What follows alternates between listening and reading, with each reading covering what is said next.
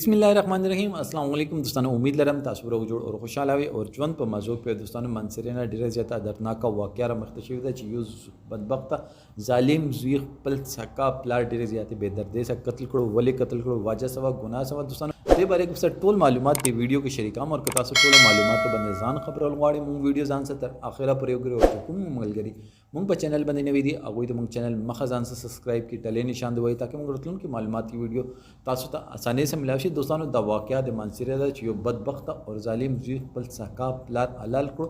ولې حلال کړو؟ ولې چې کور کې سم مسلې مسایل هغه نه هغه تنگ را ولاړ خپل پلار قتل کړو. بدبخته هغه خزه هم وا چې خپل زوی خپل پلار ته دشمن جوړ کړ چې پلار وته صرف دومره نصیحت کولو چې زوی خپل کور سنبال کا کار روزګار کا خپل مزدوري کوي. دا خبره څه غلطه خبره خو نه و.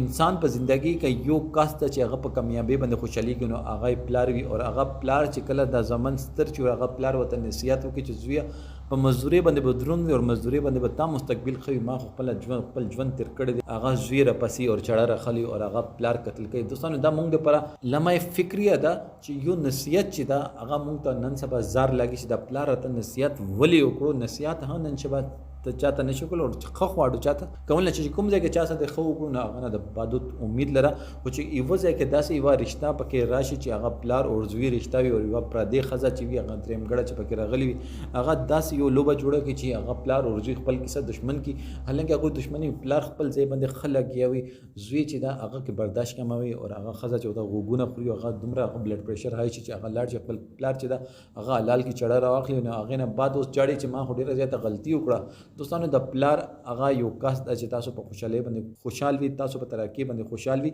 او دا هغه چابي د جنت کنجي ده کومور د خپل لاندې جنت د نه دا هغه جنت کنجي ده او تاسو هغه کنجي د خپل لاس الله.